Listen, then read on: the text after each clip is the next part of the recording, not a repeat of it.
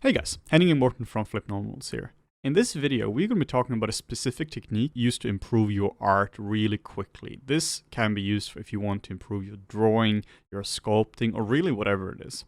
Like any good video on art, this involves monkeys. So the goal here for me when I was testing out this or making these examples is I want to learn to sculpt better monkeys, in this case chimpanzees.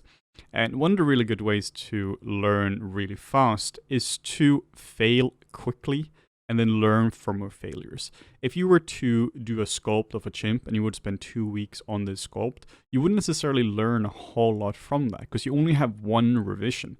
When I'm learning, I really like to have a lot of revisions where I'm learning from every single version. So the goal here is, or the goal with this technique here is really to set yourself up for failure, then is to learn from those failures right away and then to repeat the process. So to take you through what's going on here, if we look at this ugly guy here to the left, this is my genuine attempt at sculpting a chimpanzee from memory. Now, as you can see, it doesn't look anything like a chimp. It's more like a cave troll from Lord of the Rings. Yeah, exactly. And this is kind of like comfort zone sculpting for me, where it looks like you can make some kind of orc troll thing, whatever it might be, but it sure as hell doesn't really look like a chimpanzee. And you know, it's not even embarrassing to show it because I don't know what a chimpanzee looks like. How the hell are you supposed to know what a chimpanzee looks like without actually having looked at a chimp? Yeah, but it's interesting because like you still have an idea, right? Because that comes up in your sculpt. You look at the nose. The nose is very chimp inspired. Like the ears, that's one of those features that you just maybe from picking up from references, that's sort of like that's stuck with you. So okay, so the ears and the heavy brow. So you see you have the dominant features from a chimp. They're just put together in a slightly wrong way. Yeah, all the features might be there individually. It just doesn't look anything like a chimp. Yeah. So this is where it's interesting when it comes to how much time being spent on this. My example here is if you were to again spend 2 months on one to the left, you're not really looking at references. That's a complete waste of time. Total sculpting time to one to the left here is around 15 minutes, and it's rough, but it's still there in terms of like the shapes. My shapes are not going to get any better if I were to spend another day on this or 2 hours on it. This sculpt is done, and if you're spending more time on it, then you're just noodling around. So for me, it was really figuring out how much time can I spend in order to get the maximum amount of learning. Then the second sculpt here is sculpting a chimpanzee from using a lot of reference. Here is just use as much reference as you possibly can and just try to sculpt the nicest chimp I possibly could. And you can see it looks way better right away. But the goal isn't to sculpt a chimp by itself. Like I'm not going to use this chimp for anything. The goal is to learn how to sculpt it. So if you were to just do this from the start, you wouldn't necessarily learn a whole lot. But now since I just did this guy, I can now see the differences between them. And I can see that the main differences here is really proportion. Like Morten was mentioning here, a lot of the shapes are there, and I could turn this guy into this guy. I could turn number 1 into number 2 here by moving around and resculpting some areas. But this is a completely new sculpt. So now I learned a whole lot about what this character or this creature actually looks like. And now we use this knowledge here, this actual learning to create number 3. Number 3 here is made from memory as well. This is no reference was used at all whatsoever to create this, and you can see it looks a lot more like a chimp. It's not perfect in any way, but it really just like it doesn't look anything like number 1. It doesn't look anything like this abomination over here. It's kind of like you do memory training or something, or you're rendering with a progressive renderer. Each time you repeat this process, the image becomes more and more clear. So each time you go through each iteration of failing to reference, you start to pick up on smaller and smaller details. Obviously in the beginning it's the very big details. Okay, it's proportions. And then maybe it's, okay, this is how the nose is shaped, this is how the brow is, this is where the eyes sit. So you just continue to refine your sort of internal image of what a chimp looks like. Yeah, it's really important what you're saying here, because every single time you learn something new, and the first time it's really proportion. But then the last time you sculpt it from scratch, you're going to learn the subtleties of the plane changes of the ears. Yeah. And then you just get up really quickly with that. Then number 4 here is this sculpt, number 3, just with reference. Now I'm just continuing on the sculpt, and I'm kind of combining the best of both worlds. I'm combining getting to a pretty decent level quite fast with the heaviness of reference, with the real world accountability of reference. So here again, the first guy doesn't look anything like a chimp, but it looks like it looks like it could be turned into a chimp. It looks like somebody who is trying to sculpt a chimp, but has no idea what a chimp actually looks like. It's the chimp's retarded cousin. Yeah, exactly. And then we have with reference, and this looks way more like it. But even sculpting this was quite uncomfortable, because I'm looking at a chimp skull and I'm really trying to like figure out the underlying features here. This was not an easy sculpt for me to do. I had to spend a lot of time just like it to make it look pretty. This looked ugly for a long time. And then this guy here, it doesn't look as good as the last one, but it was a lot more comfortable to sculpt, because now I kind of knew where I could cheat, and I had a better understanding of the cheekbones and everything. So the goal is really to get up to this level as quickly as possible. Now, getting up to this level kind of becomes automatic, and then you can take this up to a point where you just know how to do it. So between these two sculpts, there are around 2 hours. So this is both without using any kind of reference. So instead of, again, spending like 2 weeks on a sculpt, you want to do a lot of sculpts where you learn from each version of it. If I can go from the left to the right in 2 hours, imagine what you can do if you repeat this process over like a few months with intensive studies. The main point here is really that you look at reference. Yeah, and this extends beyond a chimp. Yes. You know, that's the whole point of this. Whether it's you want to do a giraffe, or you want to focus on a specific part of the anatomy of a human, you want to get better at sculpting hands, the upper body, legs, or if you're modeling something, you know, you're not necessarily sculpting something, maybe you're modeling a street or you're doing cars. The more you do this and the more you repeat this process, the better it's just going to become, because you collect more and more information. Like, you're never going to be able to collect all the information the first time you go from not using reference to using reference.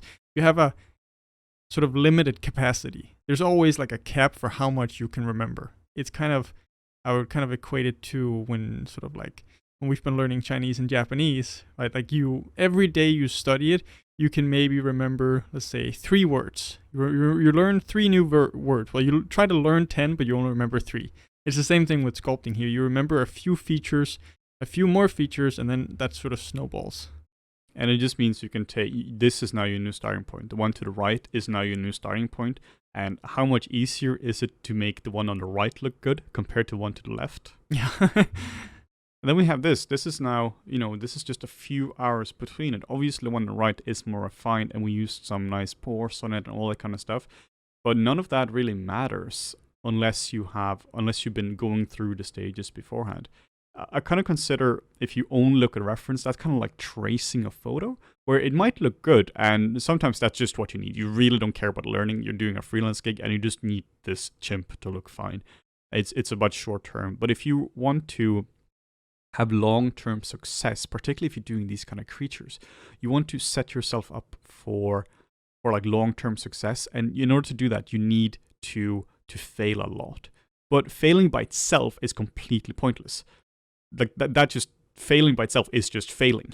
I've always hated the advice especially for a lot of business startup and entrepreneurs, like, you just have to make a lot of mistakes. But it's like, I feel like you have to make a lot of mistakes, but you do it in a smart way. The same thing related to sculpting here. You want to set yourself up for failure, but on a path where you know you can succeed. Like, if you just keep failing, sculpting without reference, never looking at reference, or maybe once in a while you glance over at reference, that's not setting yourself up for future success. Then you just keep failing and keep failing. But maybe you can get there. Maybe in like 6 months you'll be able to sculpt an awesome chimp. Whereas with this method, you'll be able to get there in maybe a few days, maybe a few weeks. So it's really about sort of optimizing your failures in order to get success quicker. Yeah, I'm sure you've all seen people who they keep doing the same thing over and over again. They've been drawing for 10 years, and It's as much improvement in those 10 years as like was within the first months. There's Yeah. basically no improvement at all. And that's really bad. Like, because if you just keep doing the same thing over and over again, you're going to keep getting the same thing over and over again. Like, you will not get better just by sculpting. That is, you might get better sculpting technique, you might learn some more hotkeys and all that, but you will not fundamentally improve just by sculpting. You will improve the moment you get feedback on your work. I mean, if you like, let's say you never looked at a reference of a chimp, right? Then you would just continue to get better at sculpting the face on the left. You know, you could get better at refining that face, or maybe sculpting variations of that face, but you would never get to the point where you could sculpt the chimp on the right. Yeah, I personally only started really improving when it came to sculpting when I started really looking at human reference. Because it's not about getting feedback from people or from artists. It's just about getting feedback. If you can get that feedback yourself, like when we're looking at the differences between these two, nobody has to, you don't need an external artist to tell you, hey, the mouth shape is wrong. You can just tell this right away. You have like an absolute truth to what's right and what's wrong here. And once you have that, you can just improve so much by yourself. You don't have to go to class and have anatomy teachers scream at you and tell you doing wrong.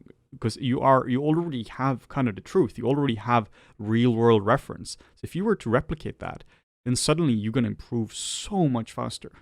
Now when that is said, it also comes down to your own ability to observe, because observation in itself is like a whole skill set.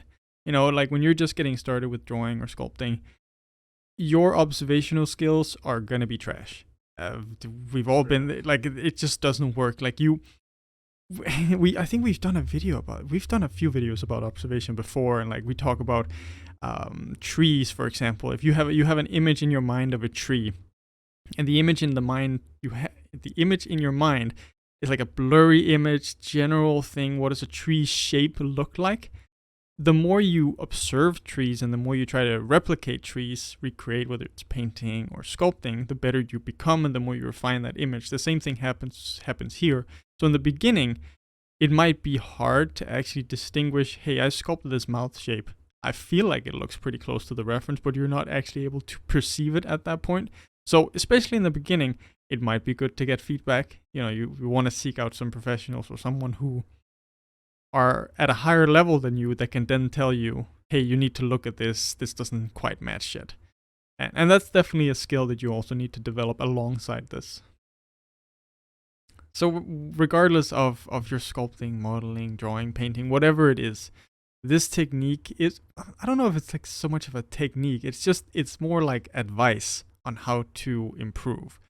And I feel like a lot of people, especially when they're starting out, and you can see this with the people that don't really improve a lot, is the people that tend to refrain from using reference, even have a certain pride in not using reference.